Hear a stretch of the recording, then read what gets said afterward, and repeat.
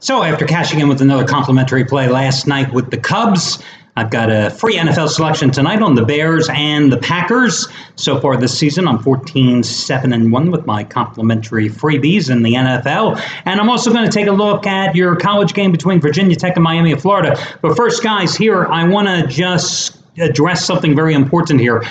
For those of you that earlier in the week took my suggestion and subscribed to my YouTube channel, I made a mistake, and this is an important thing. So listen, let me just quickly address this.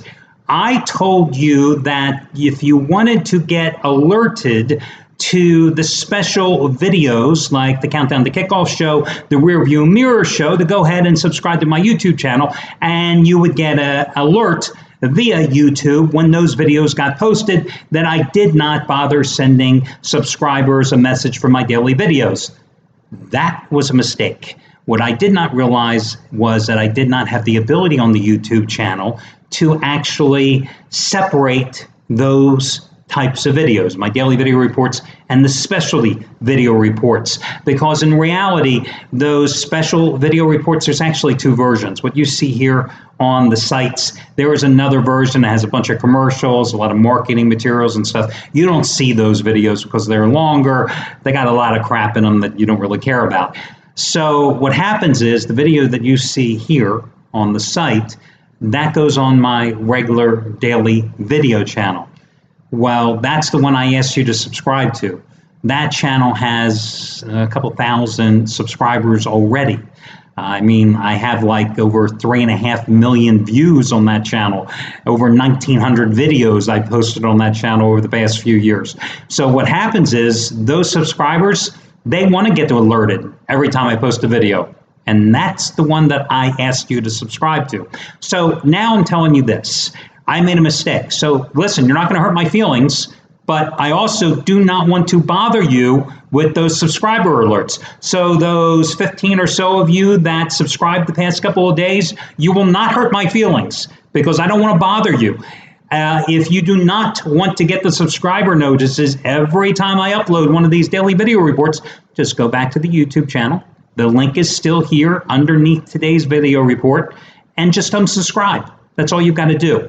Otherwise, you will get a little subscription note every single day that I send out a daily video report. And it's an interesting thing with these subscriber notes on YouTube. I've always been amazed. You know, I do a lot of work in the middle of the night. So often I'll put these daily video reports up like at 2:30 in the morning. And I'll come back to double check to make sure the video's out there live, checking it as a customer or as a consumer would. And suddenly within like 10 minutes, I'll notice like there's 60 or 70 views.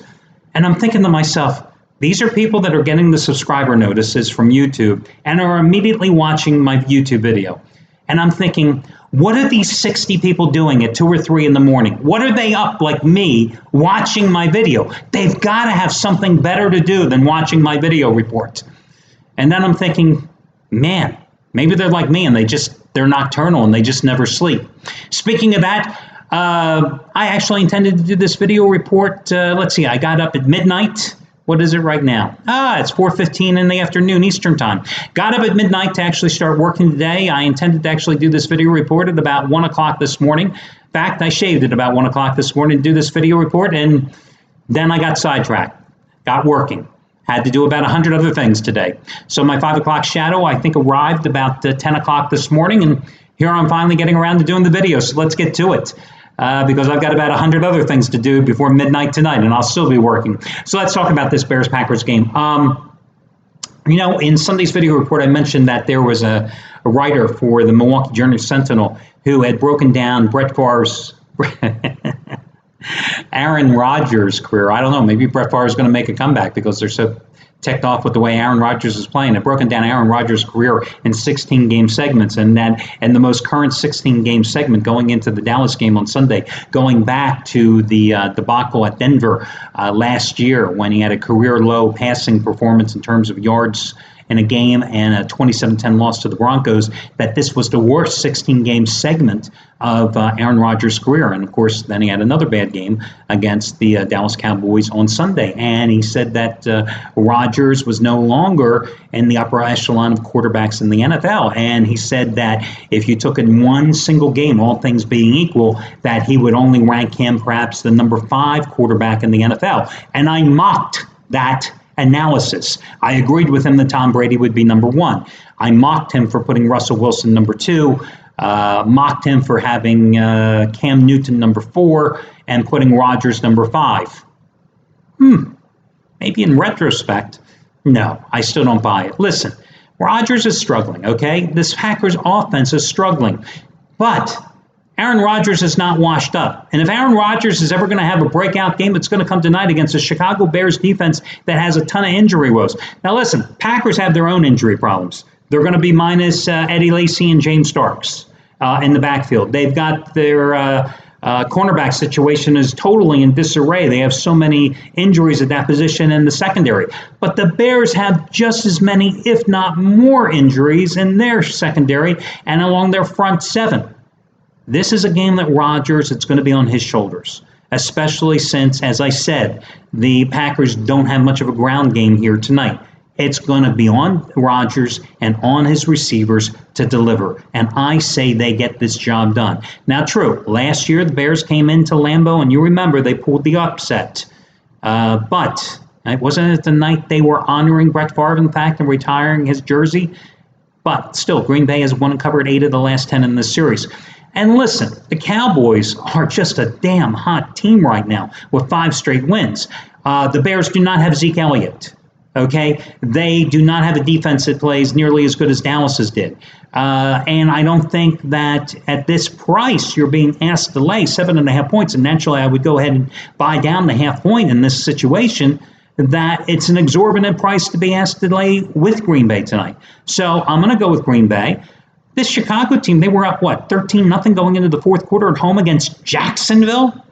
And Jacksonville scores 17 points in the fourth quarter to pull out the 17-6 win with a late touchdown in that game at Soldier Field on Sunday? You lose to Jacksonville at home, you're not going to win in this game. I know Brian Hoyer has thrown for over 300 yards in 4 straight starts since replacing injured Jay Cutler. Big deal. The Bears are the Bears. I like Green Bay in this particular contest tonight. How about this Virginia Tech team? Virginia Tech was a team that I looked at this past Saturday when they were going to Syracuse, and I thought, man, they were on a roll. They had won 3 straight games since that loss to Tennessee and Bristol. They played that game inside the Oval at the Bristol Motor Speedway, and they were playing great. And, Syracuse was just an awful team, but I thought, man, this smells like a trap. And they were a 21-point favorite when I handicapped the game. They went off as a 22.5-point favorite, and lo and behold, they lose in the Carrier Dome 31-17. They lose 31-17 to a Syracuse team that had the 112th ranked defense in the nation. There's 128 Division I schools. Syracuse was ranked 112th. And Virginia Tech, a team that had scored 130 total points in its 3 previous games, scored 17 in that game. They scored 17 points against the Syracuse defense that had given up 845 yards and 63 points to Louisville at home, had given up 654 yards and 50 points to Notre Dame. Go figure. Bottom line, Virginia Tech totally collapsed in that game. And you know what? Sometimes it just happens. And there's no explanation for it. You just can't explain it because Syracuse looked like Louisville in that game. The Orangemen had 561 yards. They ran 100 plays against Bud Foster's defense, a defense that entered that game ranked 3rd in the country in total defense. Syracuse went 10 for 21 on 3rd downs. They went 4 for 5 on 4th downs. And those 4 for 5 conversions on 4th downs resulted in an additional 24 plays of offense for Syracuse in that game. Virginia Tech had 3 points in the first half of that game. Now, 5 days later, they're back home taking on Miami of Florida. Miami of Florida is, of course, coming off 2 back-to-back devastating home losses, close home losses to Florida State and North Carolina. You got a Virginia Tech defensive line that's banged up. You got a Miami of Florida defensive line that is banged up as well. You got two teams with quarterbacks that can both move the ball through the air. But I think the one thing that Miami of Florida has that Virginia Tech doesn't have here is a consistent ground game. You got Mark Walton for Virginia Tech, for Miami of Florida, who 3 times this season has already cracked the century mark and is averaging 5.6 yards a carry. You've got Joe Yearby, who last year ran for over 1,000 yards and is averaging 6.8 yards a carry. Miami of Florida and Virginia Tech both have great Thursday night records, but Miami of Florida's outstanding record on Thursday nights, 17-3 since 2000.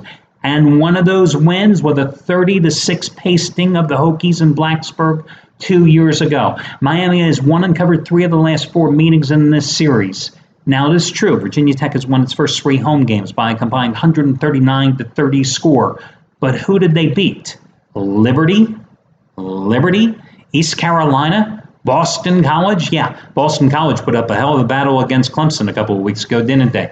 Now, they did win at North Carolina 34-3, the same Tar Heels team that won 20-13 at Miami of Florida last week. But remember, Miami of Florida was coming off a devastating home loss to Florida State, so I'm not so surprised here that the Hurricanes lost. I look at this number at 6.5. I just think that this is a game that Miami of Florida can win. Yeah, I do believe that. Justin Fuente, he's going to do a good job here turning this team around. I think both teams have excellent quarterbacks. I just think the difference in this game could be the ground game. Of these 2 picks, I like the Packers more, but I'm willing to take a shot at Miami of Florida. If you get 6.5, I'm buying up to 7 in this game. But again, I do like the Packers more between the 2 free selections. That'll do it. I wish you well. I got work to do, and I'll talk to you again tomorrow when we do this one more time.